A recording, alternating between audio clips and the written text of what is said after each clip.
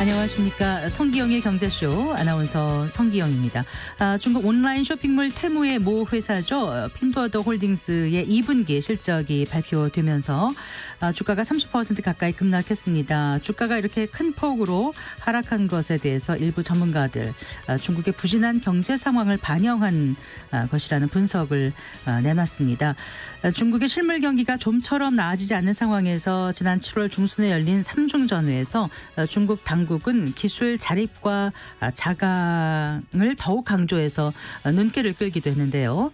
미 대선 이후 대중 제재가 더욱 심화할 것이란 전망이 나오고 있는 가운데 중국이 어떤 전략을 준비하고 있을지 짚어보고요.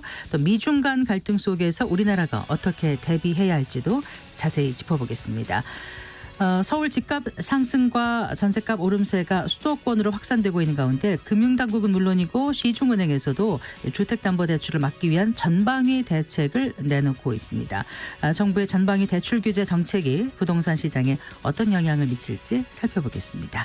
이 시간 유튜브로도 함께하겠습니다.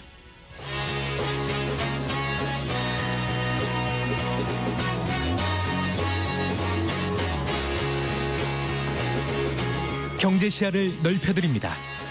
투자의 지름길을 안내합니다. 돈 되는 정보를 발견하는 시간. KBS 1라디오 경제쇼.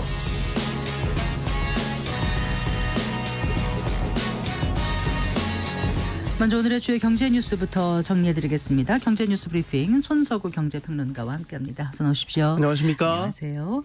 자, 윤석열 대통령이 오늘 국정 브리핑을 열고 각종 현안들에 대해서 직접 설명을 하는 시간을 가졌습니다. 네. 일단 좀 경제 분야를 들여다볼까요? 연금 개혁에 대한 방향성이 나왔던데요. 네, 그렇습니다. 윤 대통령은 이제 연금 제도를 근본적으로 개혁을 해야 된다라고 하면서 3대 원칙을 제시했습니다.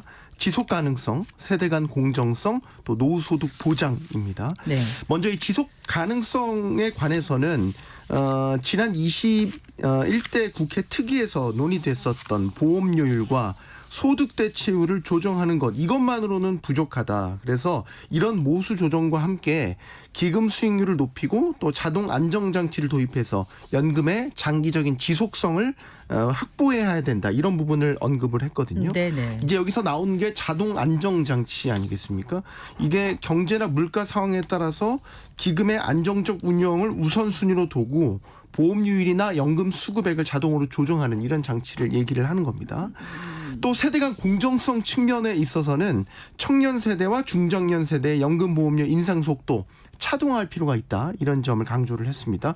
이거는 이제 보험료 납부 기간이 상대적으로 긴 청년 세대의 불만을 감안한 조치라고 볼 수 있겠죠. 예를 들어서 현재 보험료율은 모두 다 동일하게 현행 9%입니다.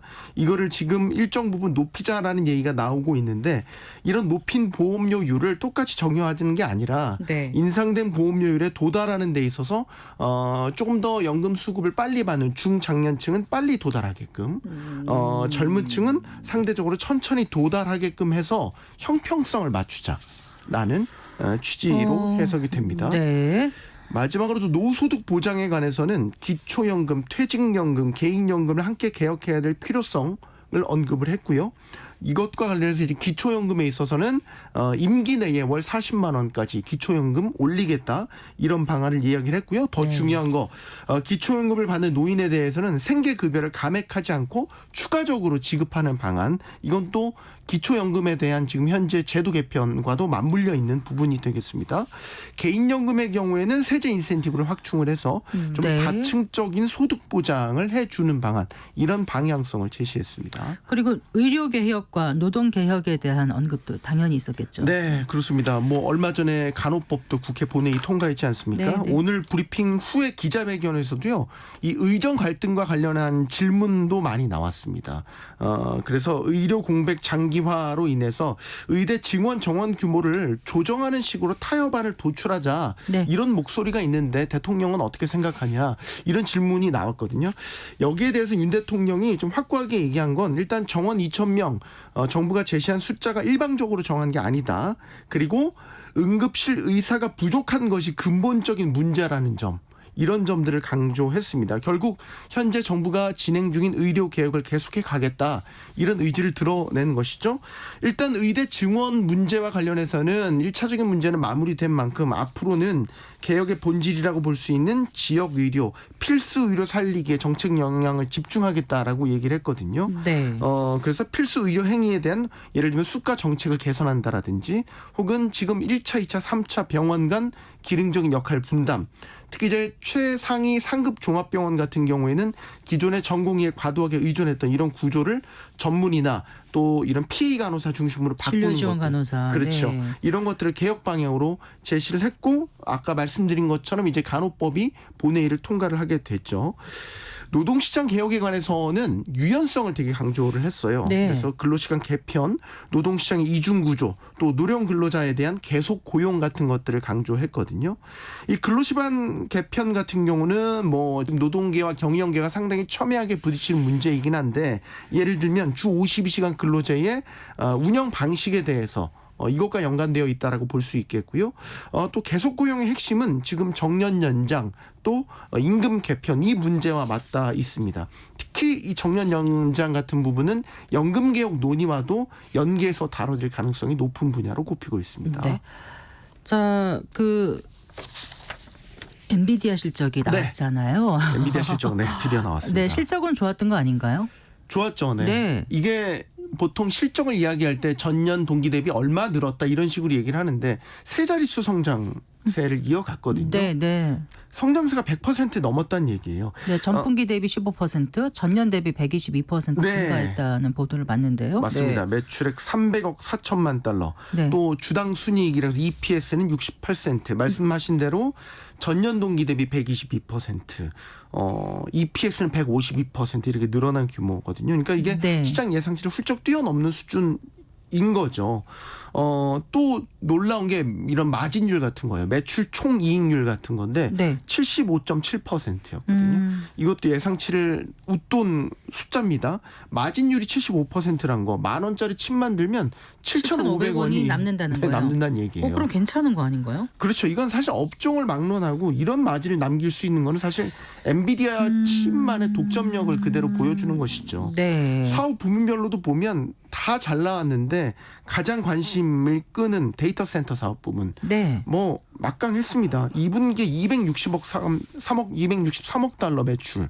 이게 300억 달러 중에 263억 달러를 데이터 센터 사업 매출로 올렸거든요. 전체 네. 매출의 88%입니다. 네. 요즘에 또 중요하게 인식하는 게 앞으로 그러면 얼마나 실적을 더 낼 거냐. 전망치도 중요하거든요. 다 이것도 시장 예상치를 웃도는 숫자를 제시했습니다. 3분기 매출은 325억 달러에 이를 것으로 전망했습니다. 네. 실적만 발표한 게 아니고요. 지금 주주하는 정책 일환으로 500억 달러 자사주 매입하겠다. 네. 주당 0.01달러 현금 배당하겠다. 이런 것도 발표했고요. 또 엔비디아 최고 경영자 젠슨 황이 시장이 참 듣고 싶어할 만한 이야기들도 꺼내놨습니다. 그래서 현재 주력으로 삼고 있는 칩과 관련돼서 수요 여전히 강력하다. 차세대 칩이 이제 블랙웰이라고 하는데 네네. 이것도 지금 논란이 됐던 게 생산 지연에 대한 보도가 있었거든요. 이것도 문제 없다라는 걸 얘기한 게 지금 고객사들한테 샘플 칩이 배달이 되고 있다. 이런 식으로 얘기를 했어요. 이 얘기는 네. 한 4분기 정도부터는 매출로 실제로 잡힐 것이다. 이런 부분들을 강조를 하면서 시장의 의구심을 의심을 또 좀. 잠재웠습니다. 네. 그런데 이제 중요한 게 이렇게 좋은 실적이 네. 그 시장의 기대치를 충족했는지 예. 궁금해요. 그렇죠. 오늘 딱 드러나지 않습니까? 주가로 드러나죠. 네. 이게 참 뭐라고 해야 될까요? 한 A0 학점 맞았는데 네. 사람들은 A 플러스를 기대를 했었나 봐요. 그러니까 다른 기업이었다면 이 정도 실적이면 뭐 환호를 보냈을 텐데 엔비디아에 걸었던 눈높이, 투자자들의 눈높이가 상당히 높았다라는 거겠죠. 서프라이즈를 기대했는데 그거보다는 아니니까. 서프라이즈 정도도 그냥 화들짝 놀랄 만큼의 서프라이즈를 기대했나 봐요. 미국장도 그렇고 오늘 네. 우리 증시에서도 이런 엔비디아 실적에 대한 실망 매물이 좀 나왔습니다. 네. 그래서 시간의 거래에서 미국장에서는 8%대까지 한때 급락을 했었고요.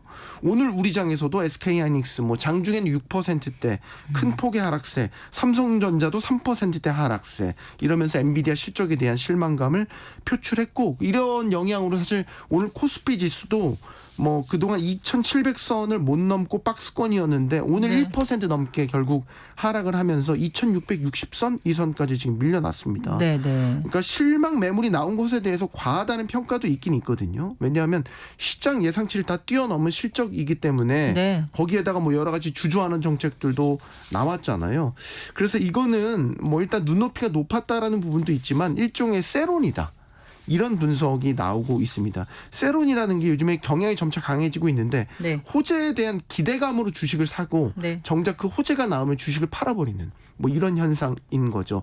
그래서 이번 엔비디아 실적에 대한 평가는 앞으로 또 달라질 수 있다라는 전망도 나오고 네. 있고요. 네. 왜 우리가 이토록 엔비디아 실적에 목을 매는가라는 부분을 마지막으로 말씀드리면 역시 인공지능 AI에 대한 엔비디아 칩의 장악력 이런 네. 것들을 보여주고 있기 때문이다. 그래서 지금 엔비디아 실적은 그동안 주식시장이 잘 랠리를 이끌어왔는데 랠리의 끝이냐 연장이냐를 판단하는 기로고 그 기로에서 이번에 엔비디아 실적이 나온 것이다. 이렇게 볼 수 있겠습니다. 네.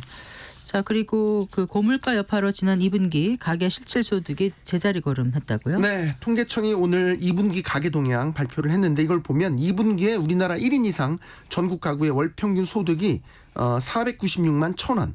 그래서 전년 동기 대비 3.5% 증가했습니다. 네, 네. 그런데 이제 물가 상승률을 고려한 실질 소득을 따져보면 0.8% 증가하는데 그쳤습니다. 네.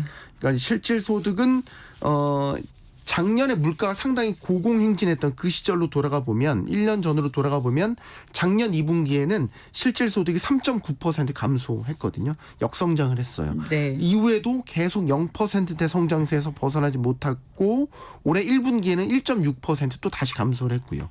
그러다니까 따지고 보면 지금 한 5분기째 실질 구매력이 정체하거나 뒤로 후퇴하고 있는 그런 셈이고요. 네. 2분기 가계 지출은 381만 1,000원, 4.3% 전년 동기 대비 증가를 했습니다. 그러니까 소득 증가율보다 지금 지출 증가율이 더 크죠. 이 역시 고물가 영향으로 볼 수 있습니다. 네. 이거는 또 8분기 연속 지금 소비 지출 증가율이 소득 증가율을 넘어서고 있는 것입니다. 네. 잘 들었습니다. 고맙습니다. 감사합니다. 경제 뉴스 브리핑 손석우 경제평론가와 함께했습니다.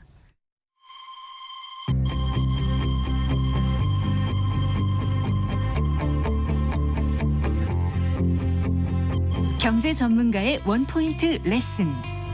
꼭 알아야 할 정보와 이슈를 알기 쉽게 풀어드립니다.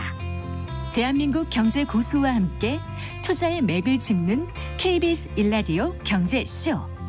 진행의 성기영 아나운서입니다.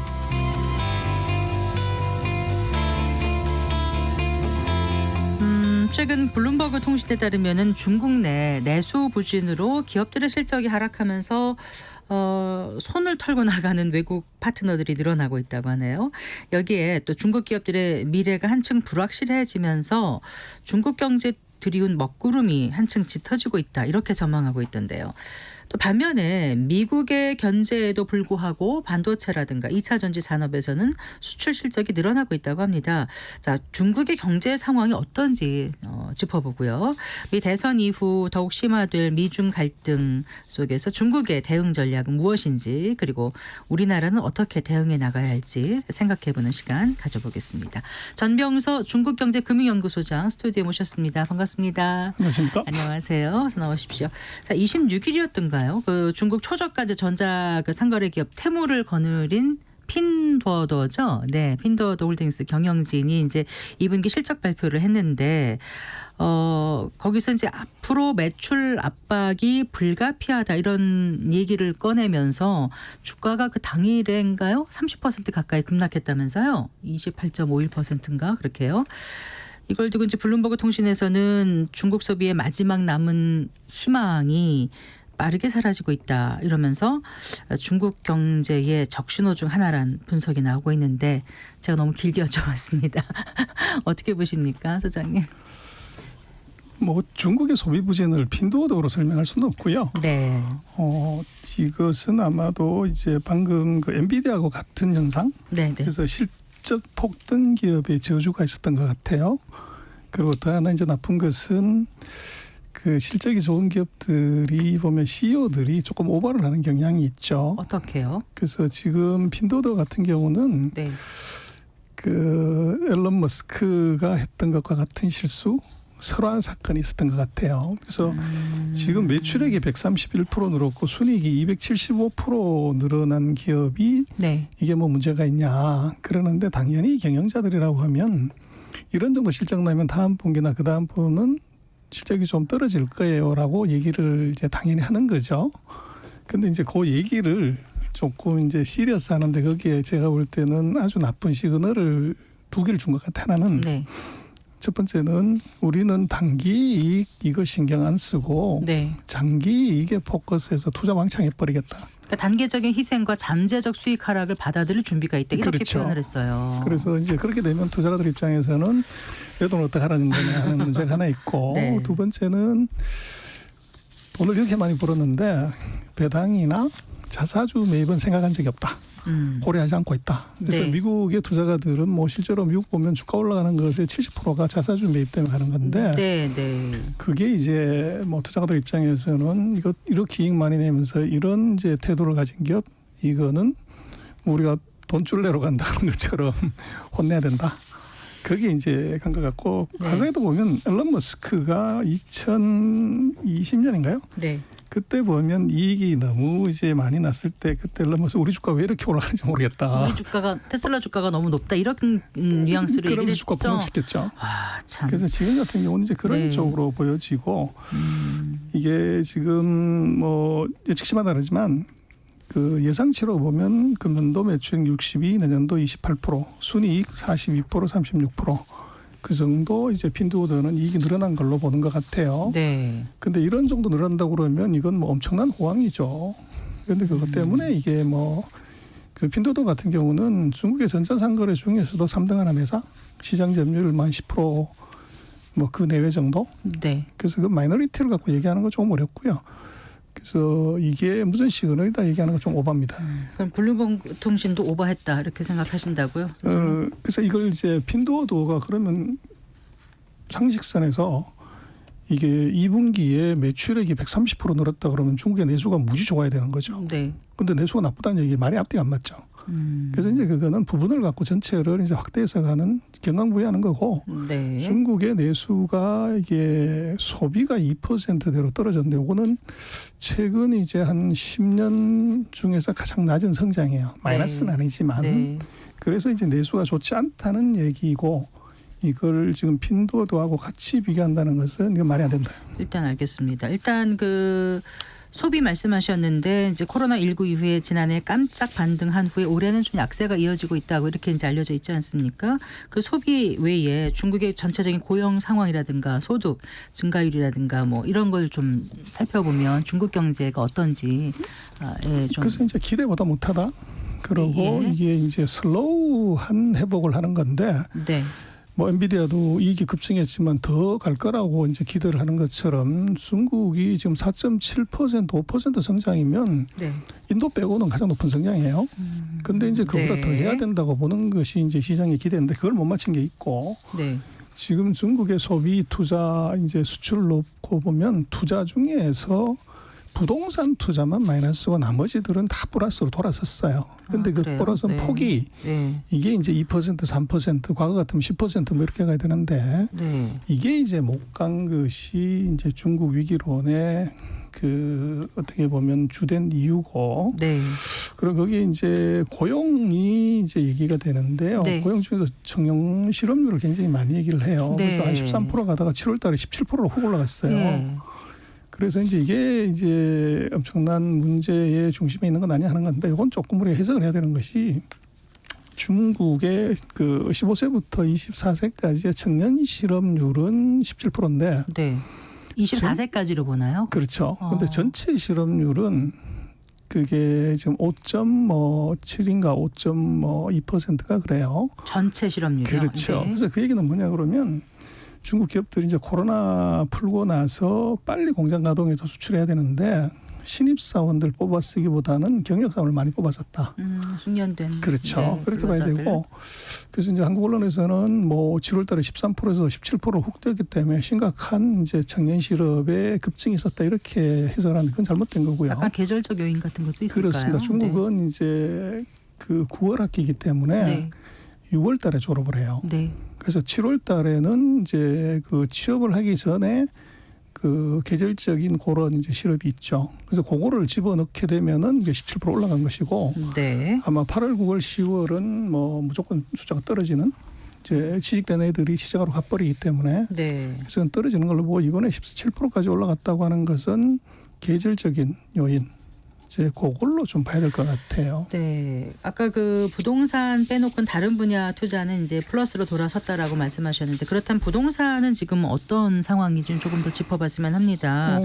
뭐 지역마다 좀 다르긴 할 텐데요. 이 부동산 시장에 대한 부양책이 그 3중 전회 그 7월 중순에 열렸지 않습니까? 그때 나올 거를 기대했는데 이렇다 한 게 그때는 안 나왔던 것 같아요. 어떻게 그 이후에는 좀 부양책이 나왔으니까 어떻습니까? 근데 이제 거기 조금 오해가 있는 것이 예. 3중전 회의는 네. 향후 5년의 경제 정책의 방향을 정하는 회의고 네. 단기적인 경기 부양책을 논하는 회의는 아니에요. 그래서 이제 3중전에서 부동산의 경기 부양책을 냈냐 안 냈냐는 것은 이것은 조금 이제 그 회의 성격을 잘못 보고 있는 거고. 그렇겠네요. 네. 근데 중국이 이제 말씀하신 부동산 경기의 하강, 그다음에 부동산 가격의 하락이 계속 지속이 되고 있어요. 그게 이제 소비 침체의 주된 요인인데. 그래서 중국이 연초 들어가지고 한 7가지의 경기 부양책을 냈고. 네, 네. 한 4가지 정도의 부동산 기업에 대한 자금 지원 정책. 네. 이제 이 실제로는 뭐 모든 규제 다 풀었어요. 그래서 이제 뭔가 올라갈 거라고 기대를 하는데 잘 안 올라가는 것이 문제인데요. 네. 조금 다행스러운 것은 중국의 부동산 재고가 상반기에 사상 최대로 이제 많았어요. 미분양 주택이. 네. 근데 그게 최근 한 3개월 사이에 이제 줄어들고 있는 것. 가격은 떨어지고 있지만 네. 이제 미분양 주택 소위 말하는 재고가 줄고 있다는 것이 네. 이제 약간 시그널이 있는 것 같아요. 좋은 쪽으로. 그렇죠. 네. 그리고 중국의 은행 예금이 네. 작년 7월 달에 보면 순증가가 그 전년 대비해서 한 30조 위안 정도 늘어나요. 늘었는데. 그런데 네. 그게 이제 중국 GDP가 한 120조인데요. GDP 25%가 4분의 은행으로 1이. 들어가 버린 거죠. 네, 그게 네. 이제 부동산 뭐 이제 주가 소비 부진의 주연인데 네. 요것도 지금 이제 하반기 시작됐나요? 들어서면서 네. 이 순증가가 감소하기 시작을 해요. 어디론가 지금 가고 그래서 있군요. 이제 거기에 네. 보면은 급격하지는 않은데 소위 말하는 스마트 마니들이 네. 이제 부동산이나 주식에 저가 매수를 시작했다. 이제 그렇게 해석을 할 수 있을 것 같습니다. 1주택, 2주택 대출금리 하한제 이런 것도 폐지하고 주택 공적자금 대출금리도 인하하고 이런 어떤 수요 진작 정책도 나오는 것 같고 말씀하신 것처럼 이제 부동산 기업들의 자금 지원 정책도 꾸준히 나오고 있어서 영향이 좀 있지 그래서 않나 이제 제일 싶어요. 하이라이트는 뭐냐 네. 그러면 미분양 주택을 지방 정부가 사가지고 예. 이거를 임대주택으로 전환하는 정책을 주방 이번에 미분양 아파트 정부 매입 임대주택 그렇죠. 활용 그게 그거요. 바로 이제 그 재고를 줄여버리는 네. 그런 이펙트가 있죠. 그리고 그 미분양 갖고 있는 기업들 입장에서는 현금이 돌기 때문에 네. 이제 그런 그 직접적인 수단까지 지금 쓰고 있습니다. 3천억 위안 규모의 보장방 건설을 위한 대출 펀드도 만들었다. 뭐 그것도 이런 것도 그렇죠. 나오더라고요. 네. 어쨌거나 회복 속도는 좀 더딘 것 같긴 하지만 그래도 이제 그 7월 중순에 열렸던 3중 전회에서의 어떤 기술 자립과 자강 여기에 대해서 기대를 하는 사람들은 꽤 있거든요. 이게 앞으로 어떤 식으로 이제 중국 경제를 견인할 수 있을지 그 부분 좀 그래서 이제 말씀해 3중전에 주세요. 대해서 뭐 중국도 그렇고 중국 내부도 그렇고 외부 세계에서도 많은 기대를 했는데 아주 재미난 현상이 이제 한 2만 자 되는 결과 보고서에 네. 뭐 도표 같은 게 하나도 없어요. 전부 줄줄 써놨는데 키워드를 보면 가장 네. 많이 나온 키워드가 개혁이었습니다. 54개. 그래서 네. 앞으로 5년 동안 개혁을 많이 하겠다. 네. 그런데 세부적으로 300개의 개혁을 하겠다. 이렇게 얘기를 했어요. 예. 그럼 5년에 300개면 1년에 60개고 네. 그러면 이제 한 달에 5개씩 개혁을 한다는 것인데 그래서 왜 이제 3중전에 대해서 좀 시큰둥했냐고 그런 시장도 그렇고 네. 뭐 개혁이라는 것이 가족을 바꾼다는 거잖아요. 네. 얼마나 아프겠습니까? 가족을 다 베끼는데 네. 혁신. 한 달에 5번씩 네. 가족을 베끼면 남아나지 않을 것 같은데. 그렇죠. 네. 그래서 이제 이게 지금 중국에서는 아까 말씀드린 것처럼 경기가 나쁘고 당장 이제 소비를 늘릴 수 있는 정책이 필요한데 예, 300개 개혁을 하겠다고 하니까 조금 피부에 안 닿은 거죠. 그래서 이제 중국 같은 경우는 이제 네. 미국과의 그런 경제 전쟁을 대비해서 이제 기술 독립을 할 수밖에 없는 상황. 네. 이제 그거를 조금 강조를 하는 건데 네. 뭐 시장은 배가 고픈데 지금 5년 뒤에 그 얘기는 나한테 씨알도 안 먹힌다. 네. 이제 그렇게 본 것이 시장이나 뭐 이런 쪽에서 삼중전 회의 결과에 대해서 그렇게 이제 어필을 못한 그런 이유가 있었던 것 같아요. 그렇지만 5년 지나고 나면 그때부터 준비를 했기 때문에 우리 경제가 이만큼이 됐다라고 생각하지 않을까요? 그렇습니다. 우리가 네. 조금 주목해야 되는 것은 뭐 중국 경제 위험론, 위기론, 뭐 붕괴론까지 이제 최근에 나오고 폭망론이 나오지만 문제는 그게 중국이 아직 망하고 있지는 않다는 거고요. 그런데 그 와중에서 우리는 이제 그쪽에 자꾸 포커스를 하지만 그 와중에서 중국이 계속 지속하고 있는 게 있어요. 네. 그게 이제 말씀하신 그런 중국의 기술 투자 네. 또는 신기술, 그 예를 들면 이런 거죠. 전 세계 어떤 나라도 네. 반도체에서 가장 중요한 노광 장비 네. ASML이 독점하고 있는 거 이걸 국산화하겠다는 생각은 안 해요. 그런데 중국은 이제 기술 독립을 해야 되니까 네. 감히 네. 이 ASML의 노광 장비를 국산화하겠다는 프로젝트를 강하게 밀어붙이고 네. 있고 네. 또 뭐 최근에도 그런 게 나왔지만 지금 어느 나라 기업도 방금 말씀하신 엔비디아의 네. 그 GPU 칩 네. 이걸 도전해가지고 거기에 이제 맞짱 뜨는 칩을 만들겠다. 아, 네. 이거 이제 미국 이외 다른 나라들은 감히 그런 생각을 못하죠. 네. 그런데 지금 중국의 하웨이가 네. 지금 엔비디아 칩에 뭐 버금가는 칩을 네. 이제 개발하겠다, 생산하겠다. 이제 이런 얘기를 한다는 거죠. 그래서 이게 결국은 제재의 역설이 있는 것 같아요. 그래서 아, 미국이 강하게 제재해서 받으니까. 이제 네. 급소를 눌려서 완전히 자출시켜 버리면 괜찮은데 어설픈 데 찔려서 이게 반발심하고 어떻게 보면은 이게 그 국산화의 의지만 더 강화시키는 네. 그런 효과가 있는 것 같아요. 네. 그래서 이제 그 중국이 미국의 그 제재에서 살아남기 위한 모든 국가의 자원을 동원해서 집중해서 개발하는 것 네. 이게 이제 문제가 되는데 문제는 거기에 최대 피해자가 한국이라는 거죠. 그래서 금년도 상반기에 보면은 그 미국의 반도체 장비 회사들이 다 실적이 좋아요. 네. 그리고 중국의 반도체 장비 회사들도 실적이 너무 좋고 근데 이게 이제 중국으로 반도체 장비를 이제 팔아서 본 건데 우리나라만 반도체 대중 이제 그 수출이 이게 줄어들었어요. 그래서 얘기는 여전히 1위긴 하잖아요. 그렇죠? 아니죠. 그래서 장비는 좀 다른 아, 문제고. 장비 다른가요? 근데 문제는 이제 다른 나라 장비들은 다 중국에서 떼돈을 벌었는데 중국 수출 비중이 다 높아졌는데 우리는 낮아졌어요. 그 얘기는 뭐냐면 중국이 반도체 장비 국산화를 강하게 밀어붙였고 네. 근데 그게 이제 중국 기업들이 방금 올라오니까 중국 네. 기업들이 미국이나 네덜란드나 일본 장비는 대체할 수 없지만 네. 그보다 그레이드가 떨어지는 한국 한국 장비는 거는 바로 대체해버린 거죠. 그래서 우리가 지금 중국이 저런 이제 그 미중의 경쟁 과정에서 기술 국산화, 장비 국산화, 제품 국산화에 네. 이제 우리가 타격을 크게 받을 수 있는 리스크가 존재를 해요. 그러니까 미국이 중국을 견제하면 우리는 약간 반사이익을 얻을 것이라고 생각했는데 그렇지 않을 가능성도 꽤 열려 있는 그게 거네요. 이미 반도체 장비에서 보여주는 거죠. 아, 그렇군요. 근데 이제 대선을 앞두고 있어서 근데 누가 되든 미 대선 이후에 미국은 이제 국익을 생각하면 대중 견제를 계속할 거고 그러다 보면 중국과의 갈등은 계속 커질 거고 지금 반도체를 말씀하시면은 이제 중국 같은 경우 반도체 굴기, 자강 이걸 위해서 계속 노력해 갈 테고 그 사이에 우리는 고래 싸움에 끼었다고 하긴 좀 그렇고 샌드위치 상황이 되지 않을까 이런 우려가 벌써부터 나오고 있지 않습니까? 있습니다. 네, 거기에 대해서 어떻게 준비를 해야 될지를 좀 이제 생각을 해봐야 될 것 같아요. 네.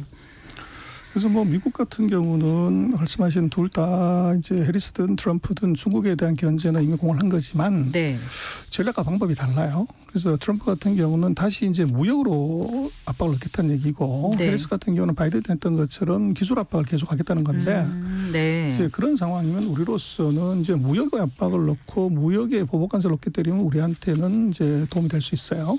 근데 반대로 이제 기술 봉쇄 쪽으로 세게 들어가면 방금 설명드린 것처럼 중국이 아이러니지만 이제 장비 국산화, 소재 국산화, 중간재 국산을 했을 때 네. 그 피해는 우리가 직접적으로 받을 위험이 있어요. 네. 그래서 우리로서는 이제 그런 문제가 있고 그럼 이제 중국은 해리스가 좋냐 트럼프가 좋냐 이제 뭐 둘 다 나쁘다 그러지만 해보면 중국 입장에서는 해리스보다는 트럼프가 좋습니다.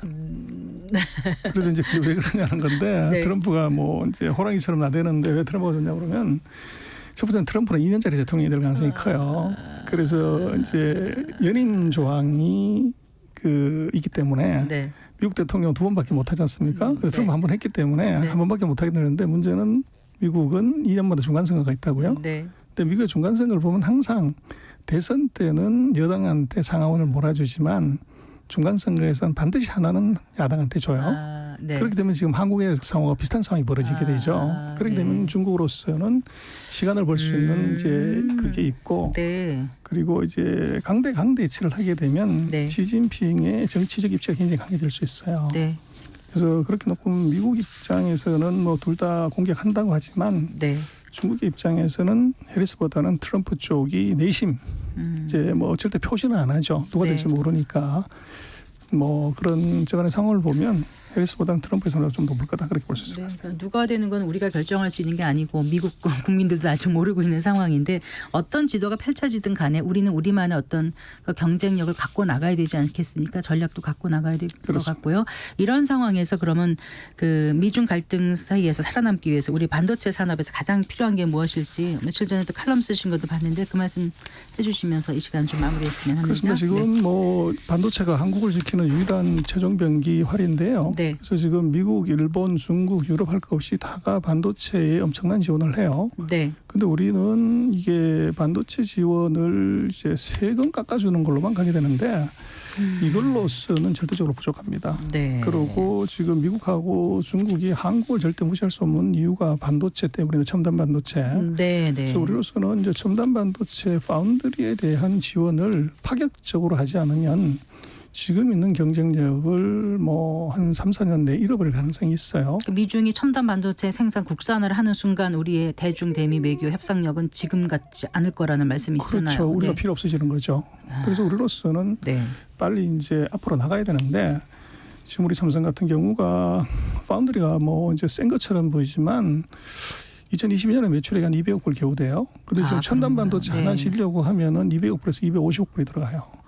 그래서 이것은 이제 삼성의 다른 사업부에서 지원이 없다고 하면 삼성 네. 파운드리는 공장 하나 짓기도 모자라는 그런 상황이기 때문에 네. 여기에 대한 이제 파격적인 지원이 사실은 필요해요. 근데 우리가 기술을 아무리 개발을 해도 삼성 파운드리 한계는 가장 최대 근소는 애플이라든지 퀄컴이라든지 AMD 같은 회사들이 삼성의 다른 세트 제품하고 경쟁자라는 거죠. 네, 네. 그래서 경쟁자한테 주문을 준다는 게 굉장히 어려운 상황이고 그래서 우리로서는 삼성 파운드리의 그 지배구조 문제를 생각해 볼 필요가 있어요. 네. 그리고 정부도 이제 민간 기업한테 돈 퍼준다는 게 아니라 네. 국민 기업에 돈 퍼주는 것 이건 이제 가능하고 또 이제 미국이나 유럽이나 중국의 기업과 경쟁을 하려면 절대적인 빠른 시간 내에 자금 지원이 필요한데 네. 이걸 우리가 머뭇거리다 보면은 결국엔 나중에 가가지고 다 퍼주기는 퍼주면서 타이밍을 놓쳐서 이제 실기하는 그런 리스크가 그러니까 있어요. 우리는 지금 세액 감면 이 정도 수준에서 하고 있지만 다른 나라들 보면은 무슨 뭐 세액 감면 보조금, 플러스 세액, 투자세액 보조금, 감면, 법인세 법인세 감면, 감면 뭐 다 정책 들어갑니다. 대출 패키지 아주 묶어서 하잖아요. 그렇죠. 이게 정말 총성 없는 전쟁이고 반도체가 인체에 있으면 비유하면 심장이라도 같을 정도로 지금 정말 핵심 동력인데 이것저것 다 생각하면은 사실 말씀하신 대로 지원이 없거나 하면은 그만큼 못 따라잡으면은 이제 몇 년 뒤에 어떤 상황이 될지는 사실 어떻게 보면 자명한 것 같기도 하거든요. 그래서 우리가 머뭇거릴 시간도 없고 네. 사실은 뭐 이게 적자가 나기 때문에 재정 적자 때문에 많은 지원을 못 한다는 것도 네. 뭐 미국은 재정 적자 안 나나요? 일본은 재정 적자 안 납니까? 미국, 일본, 중국 다 재정 적자 납니다. 네. 나는데도 지원해야 되는 전략적인 분야는 이것은 자고 오면 하는 것 아니고 바로 이제 강하고 세게 지원을 하는 거죠. 그래서 우리는 지금 뭐 여야가 지금 이걸 갖고 싸우거나 무슨 뭐 정쟁의 안에 집어넣을 사는 일이 아닙니다. 네. 근데 이걸 만약에 놓치면 정말로 이제 천추의 한으로 남길 가능성이 있죠. 네. 그 정부에게만 계속 바라보고 있을 거가 아니라도 기업에서도 또 분발해야 되는 측면도 분명히 있지 않겠습니까? 그 말씀도 하나 짚어주신다면은요. 네. 뭐 지금 하고 있는 것들도 물론 잘하고 있지만 이것이 2등이라고 하는 것이 63% 2등, 63% 1등하고 11% 2등하고 격차가 아직 너무 커요. 63%는 그래서 어디 파운드리에서 세계시장 점유율 1등하는 TSMC가 63%고 아, 네네. 그 우리가 말씀하셨군요. 2등하는 것이 11% 정도밖에 안 돼요. 네네. 6배나 더 큰 1등이라는 거죠. 그래서 우리가 뭐 기술 개발을 잘했다, 뭐 잘하고 있다 이런 이제 자기 발전, 자기 만족보다는 냉정하게 우리가 6분의 1밖에 안 되는 작은 매출 구조고 그리고 기술도 네. 이게 개발은 했지만 사줄 고객이 없다는 것을 정확하게 인지하고 거기에 이제 방법을 빨리 찾아야 되는 거죠. 네. 그래서 그게 뭐 우리 스스로 자기 만족하는 건 별로 의미가 없고 기술이 네. 있다고 하면 그걸 매출로 환산하지 못하는 기술은 그것은 의미가 없습니다. 그건 자기 자랑일 뿐이죠. 그래서 매출과 이익으로 환산할 수 있는 이제 실적을 보여주고 이제 지원을 기대해야 되는 것인데 그런 것 없이 이제 지원만 뭐 해야 된다 이렇게 하는 것도 공허하죠. 알겠습니다. 오늘 말씀 잘 들었습니다. 고맙습니다. 네, 전병서 중국경제금융연구소장과 함께했습니다.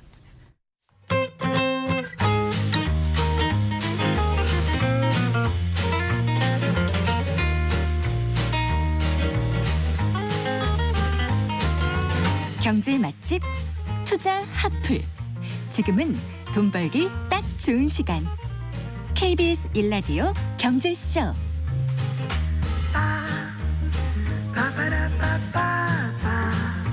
한 주간 집값 동향 살펴보고 실생활에 도움이 되는 부동산 관련 소식들 발빠르게 전해드리고 있습니다. 오늘도 김인만 부동산경제연구소장과 함께합니다. 어서 나오십시오. 안녕하세요. 안녕하세요. 일단 주간 동향부터 좀 살펴볼까요? 네. 서울 아파트 가격 상승이 좀 좀 주춤합니까? 아니면 확대되고 있습니까? 어떻습니까? 네, 따끈따끈한 8월 4주차 주간 한국 부동산원 통계가 나왔는데요. 매주 목요일에 나오는 거죠? 매주 목요일 네. 2시에 나옵니다. 그래서 따끈따끈하다고 그래서 하시는 따끈따끈합니다. 거죠? 네, 근데 뭐 다행이라면 다행입니다. 상승폭이 또 살짝 더 축소가 됐습니다. 아, 네. 0.26%입니다. 지난주가 뭐가 0.26이에요? 주간 서울 매매 가격 지수 변동률이 0.26%. 지금 서울이 문제이기 때문에 서울부터 네. 말씀을 드립니다. 지난주가 0.28%였고요. 네. 그 전주가 0.32%까지 올라갔다가 오. 2주 연속으로 0.26%. 상승폭이 둔화되고 있네요. 네. 상승폭이 둔화되고 있습니다. 그래서 네. 저는 뭐 다행이다라고는 생각은 드는데 또 이걸 우리가 정확히 알아야 되는 게 이게 하락으로 전환된 건 아니고요. 상승률이 좀 줄어들었기 때문에 그냥 네. 속도가 여전히 속도를 빨리 가고는 있는데 2주 전보다는 그래도 속도가 엑셀레이터를 좀 덜 밟고 있다 정도 우리가 이해를 하면 될 것 같습니다. 네. 전세도 저는 다행이라고 생각합니다. 지난주가 0.2%였는데요. 서울이 이번 주는 0.17%, 0.03%포인트 상승폭이 축소가 됐기 때문에 일단 네. 속도가 더 빨라지지는 않는다는데 위안을 좀 삼아야 될 것 같고요. 수도권 네. 지역은 0.17%, 전국은 0.08%, 지방은 마이너스 0.01% 지난주와 동일합니다. 그래서 그냥 멈췄다. 그리고 서울은 상승폭이 약간 축소가 됐는데 지금 같은 추세라면 아마 다음 주도 살짝 더 축소가 되지 않을까. 정부가 뭐 지금 강한 대출 규제도 하고 있고요. 여러 가지가 나오고 있기 때문에 뭐 이런 상태라면 조금씩 안정되지 않을까 하는 약간 희망적인 생각도 살짝 하게 됩니다. 근데 상승폭 서울은 약간 둔하고 다른 네. 데는 큰 변화는 없어 보이는데 왜 기사 이런 데 보면은 수도권으로 상승세가 확산된다 이러고 얘기 나오는 거죠? 수도권으로 확산은 되고 있으니까요. 그래서 이게 상승은 그러니까 속도를 내고는 있는데 빨리 달리고는 있는데 자동차를 예를 들면 한 130km 달리다가 120km 달리고 있는데 네, 안 달리는 건 아니니까 여전히 속도는 빠르고요. 네. 서울 이제 현장에 계시는 분들 또 실수요자들이 느끼기에는 속도가 줄어들지 큰 폭으로 안 줄어들다 보니까 집값은 계속 올라가는 거거든요. 우리가 네. 지난주가 0.28% 상승이었잖아요. 그 얘기는 0.28% 상승을 했고 이번 주에 또 0.26% 상승을 한 것이기 때문에 현장의 수요자들이 느끼기에는 집값은 여전히 올라가고 있는 수도권도 겁니다. 전주가 0.17 이번 주도 0.17이니까 0.17만큼씩은 상승을 하고 있는 거라는 말씀이신 그렇죠. 상승을 거죠. 하고 있는 겁니다. 네. 그래서 떨어지는 게 아니라 상승을 하고 있기 때문에 네. 현장에 뭐 집을 사려는 또 분들은 집값이 또 계속 올라가고 있는 거죠. 그래서 네. 좀 불안한 마음을 느끼고 있는 거고요. 뭐 서울에서도 수도권 서울 외곽 지역들 노원구도 거래량이 늘어나고 있고요. 아. 경기도도 지금 거래량이 늘어났습니다. 네. 7월 경기도 아파트 거래량을 보니까요. 14,801건인데 아직도 신고 기간이 남았으니까 한 15,000건 정도 될 것 같습니다. 15,000건이 2021년 8월 가장 과열일 때가 16,249건이었으니까. 그런데 지금 15,000건이 넘을 것 15,000건이면 같으면은 그 당시 정도로 거의 비슷하게 과열이네요. 갔습니다. 그래서 경기도도 아. 3월부터 꾸준하게 지금 거래가 늘어나고 있고요. 네. 경기도 중에서도 약간 지역별의 온도 차이가 있습니다. 네. 뭐 성남시, 뭐 과천시는 당연하고요. 뭐 광명시라든지 하남시, 용인시, 수원시 위주로 지금 거래량이 늘어나고는 있습니다. 그래서 최근에 좀 재밌는 조사 결과가 좀 나왔는데요. 우리가 일반적으로 서울 주택 아파트는 네. 경기도에 계시는 분들도 많이 사고 네네. 뭐 인천에 계시는 분들도 많이 산다라고 했는데요. 최근에 조사 결과를 보니까 서울에 계시는 분들이 또 경기도 집을 좀 많이 샀다고 합니다. 6월에 경기도가 13,114건이 거래가 됐는데요. 그중에 1,592건 한 네. 15% 정도가 서울 거주자들이 경기도 집을 샀다고 합니다. 서울 집값이 올라가니까 서울 집을 사고 싶은데 매매 가격이 상당히 많이 올라가다 보니까 인근 지역 경기도 아파트를 사고 있는데요. 지역별로 보면 고양시가 178건으로 가장 많은 서울 분들이 고양시 집을 샀고요. 네. 성남시가 152건, 특히 이제 분당구 같은 경우는 재건축 선도지구 영향이 있는 것 같습니다. 그래서 일산 신도시 분당에 있는 고양시 성남시의 아파트를 네. 좀 많이 샀고요. 네. 남양주 같은 경우는 지하철 8호선 별내선 영향을 좀 받고 있는 것 같습니다. 네, 그렇군요. 네. 그럼 전세는 어떻다고요? 지금 전세가 사실 저는 더 걱정인데요. 왜냐하면 매매 같은 경우는 집값이 올라가게 되면 그냥 안 살 수도 있잖아요. 안 네, 사고 안 내가 사고 뭐 그냥 전세 뭐. 안 사고 난 지켜볼래라고 네. 할 수가 있는데 전세 가격이 올라가게 되면 이걸 올려주거나 아니면 다른 쪽으로 이사를 다른 하거나. 집을 가거나 아니면 네. 집을 사거나 이걸 또 고민을 해야 되거든요. 네, 네. 그래서 전세 가격이 좀 걱정인데 66주 연속으로 지금 상승 어디가요? 강세. 서울입니다. 아, 서울. 네, 네네. 네. 서울, 경기 모두 다 지금 상승을 보여주고 있고요. 올해 초보다도 이제 물량이 좀 줄었습니다. 가장 문제가 전세 물량이 좀 줄어들고 있는 게 가장 우려스러운데요. 매매 가격, 집값 같은 경우는 물량이 줄어들어도 뭐 네. 정책이라든지 또 집값 고평가, 저평가 또 뭐 금리 여러 가지 영향을 받는데 네. 전세는 금리하고 이게 입주 물량 두 가지 영향을 딱 받거든요. 아무래도 그렇겠네요. 예. 근데 네. 금리 같은 경우는 최근에 이제 살짝 은행이 좀 올리긴 했습니다만 작년보다는 좀 내려온 상황이고요. 네네. 그럼 금리 영향은 좀 별로 없고요. 그러면 입주 물량 영향인데 입주 물량이 3개월 전보다 서울이 7.8% 전세 물량이 감소를 했고요. 월세도 13.4% 줄어들었기 때문에 물량 감소 영향을 매매보다는 전세 시장이 더 많이 직격탄을 받고 있는 것 같습니다. 네. 문제는 인허가 물량 줄어들고 있고요. 착공 물량도 줄어들어서 이게 올해만 부족하고 내년에는 안 부족해야 되는데 이게 네. 사실은 내년에도 부족할 것 같고요. 3년 후에도 부족할 것 같은 게 지금 저도 불안하고요. 시장의 수요자들도 가장 걱정하는 부분입니다. 그러니 아까 말씀하신 것처럼 그냥 여기에 올려주거나 다른 데로 이사를 가거나 아니면 집을 차라리 그냥 사거나. 사야 되겠다. 그런데 앞으로도 계속 부족할 것 같으면 지금 사겠다는 생각이 있어서 이미 이렇게 좀 그 영향이 거래가 크다고 많았던 게 봅니다. 아닌가 저는 이 싶은데. 수요자들이 매매로 네. 전환하게 되면서 불안한 수요자들이 또 집을 사는 이런 사실 2년 2+2 이런 게 있다 하더라도요. 몇 년 안에 집을 비워준다는 게 굉장히 심적인 부담이 크지 않습니까? 네. 2+2도 한 번이니까요. 그러니까요. 네네. 네. 그런데 어쨌거나 지금 집값 상승세가 계속되다 보니까 서울을 중심으로 그 이제 스트레스 DSR이 이제 그 적용 9월부터 네, 2단계가 강화되죠. 7월에는 네네. 유예했다가 이제 네네. 9월부터 적용이 된다고 했는데 네. 그런데 이미 뭐 시중은행에서는 네.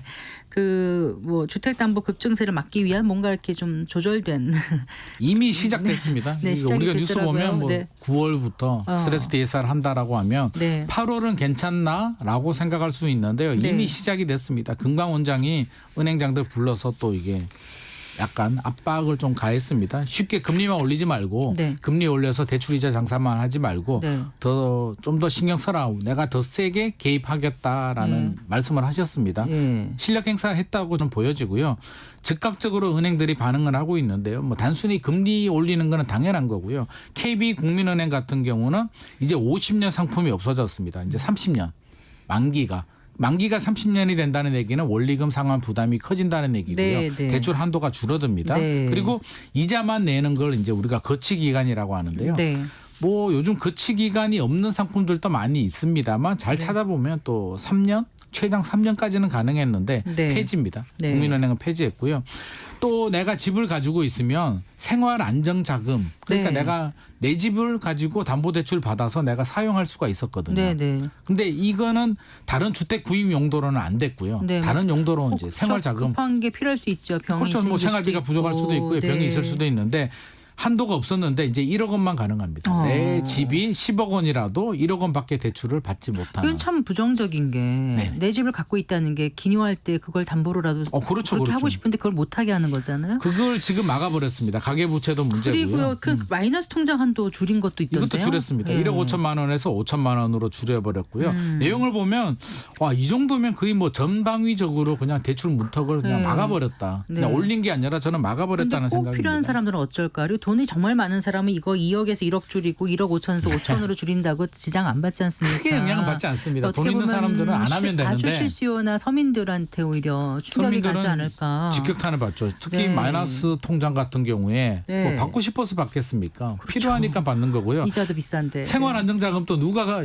대출이자 내고 아유, 그럼요. 왜 하고 싶겠습니까? 네. 필요하니까 하는 건데 네. 집값 잡겠다고 결국에는 집값 잡겠다는 건데 이렇게까지 막아버리게 되면 저는 결국에는 누구를 위한 집값 잡기인가? 우리 서민 주거 안정을 위해서 집값을 잡아야 되는데 또 서민들한테 피해를 주고 통화 있기 공급 때문에 확대로 좀 집값 안정을 시키겠다고 했는데 지금 공급이 요원하니까 다시 다른 방향으로 지금 이전에 우리 수요 억제책으로 가고 있다는 느낌을 받아요. 느낌이 아니라 뭐 사실입니다. 저는 수요 억제로 정책 전환 저는 했다고 저는 보여지고요. 네. 이게 문재인 정부 시절 같은 경우는 이제 먼저 했습니다. 수요 억제 먼저 하고 네. 집값 못 잡으니까 공급 확대로 갔고요. 네. 윤석열 정부는 공급 확대를 그대로 이어받아서 공급을 늘리면 집값이 안정될 거야라고 했는데. 88 대책까지는 했는데 네. 지금 계속 집값이 여러 올라가니까 원자재가 급등부터 여러 가지 문제가 생기면서 네네. 분양가도 올라가고 하다 보니까 지금 3기 신도시 맞습니다. 이런 것도 토지도 잘 되지 않고 해서 여러 그래서 가지 문제가 결국에는 생기는 것 제 같아요. 생각에는 이제 대출 규제 먼저 했고요. 대출 규제 네. 했음에도 불구하고 어느 정도 영향은 받겠으나 만약에 혹시라도 추석이 지나고 집값이 네. 더 올라가게 되면 더 강한 규제 카드, 규제 지역 지정 카드도 나올 가능성이 토지거래 높고 허가제 확대해서 토지거래가 지정할 뭐 수도 당연히 있고요. 될 수도 있고요. 네. 조정 대상 지역 지정이 될 수도 있습니다. 그럼 여러 가지로 좀 복잡해지겠네요. 복잡해집니다. 네. 네네. 그리고 하나 더 여쭤볼게요. 그 이제 주택 공급이 이제 아무래도 안 되다 보니까 네네. 그걸 좀 늘리기 위해서 기업이 운영하는 임대주택에서 20년 이상 살 수 있도록 하고 그러면서 기업들이 이렇게 얼마 이상 이제 해가지고 임대주택으로 제공을 네네. 하게 되면 뭐 혜택을 많이 준다 이런 기사를 봤어요. 이게- 저희 잠깐 네네. 소개하기도 했었습니다만은요. 네. 이게 어떤 의미냐면요. 지금까지는 임대주택을 공급하는 주체는 공공과 개인이었습니다. 네, LH나 SH가 공급을 해주거나 네, 우리 민간이 네. 뭐 전세나 민간 임대사업자 10년 임대사업자를 등록해서 네. 전세나 월세를 제공해 줬는데 전세 사기 역전세가 생기게 되면서 사실 민간 사업이 요즘 제대로 되지 않고 있거든요. 네. 그래서 기업을 끌어들였습니다. 그냥 전문 기업들. 그러니까 네. 보험회사도 지금 거론되고 있고요. 그렇더라고요. 투자회사, 리츠, 네. 시행사들을 끌어들여서 100가구 이상 임대주택을 20년 이상 장기 운영하게 되면 우리가 여러 가지 지원을 해주겠다. 규제도 많이 혜택을 주겠다라는 네. 내용입니다. 크게 세 가지가 있는데요. 뭐 자율형, 준자율형, 지원형이 있는데 뭐 크게 본다면 이제 임대 사업자를 하게 되면 뭐 계약갱신 청구 우리 한 번만 사용되잖아요. 임대 사업자들은 임대 기간 동안 계속 5% 상한 제한이 걸리거든요. 네, 그거 없애준다는 이 거죠. 부분도 없애주겠다라는 내용 이런 내용들이 많이 들어가 있기 때문에 결국에는 규제 풀어줄 테니까 또 세제 혜택들 종합부동산세 합산 배제해 줄 테니까 기업들이 돈 있는 기업들이 임대 사업을 좀 해달라. 그러면 이제 그렇게 해서 그럼 주변에 오히려 임대료가 올라갈 수 있는 부작용도 있을 수도 있고 또 임대료 하나는 올라가죠. 개인 민간 임대 사업자 그동안 주축이었는데 어떻게 보면 네네. 그 사람들한테는 규제 강하게 하다가 또 이제 법인들한테는 이렇게 하고 도대체 뭔가 이렇게 좀 엇박자라든가 오락가락하니까 정책의 시장에서 신뢰가 좀 일관성이 좀 네. 약한 것 같고요. 명분은 네. 이제 그런 겁니다. 일본이나 미국 같은 경우는 전문 업체들이 이제 네. 이렇게 사업을 하고 있기 때문에 우리도 그렇게 가야 된다는 부분인데 뭐 방향성 자체는 맞을 수도 있습니다만 저는 정책의 일관성 문제는 좀 우리가 좀 신중하게 한번 더 생각을 어쨌든 해볼 이 필요는 있을 것 부분도 같습니다. 법 개정 사항이니까 법 개정 국회에서 통과가 사항입니다. 되어야 되는 통과 거죠. 과정에서 지금 나오는 내용들이 또 변경될 수도 있습니다. 알겠습니다. 잘 들었습니다. 고맙습니다. 감사합니다. 네, 김인만 부동산경제연구소장과 함께했습니다. 마칠 시간입니다. 성기영의 경제쇼 오늘 순서 여기까지입니다. 아나운서 성기영이었습니다. 고맙습니다.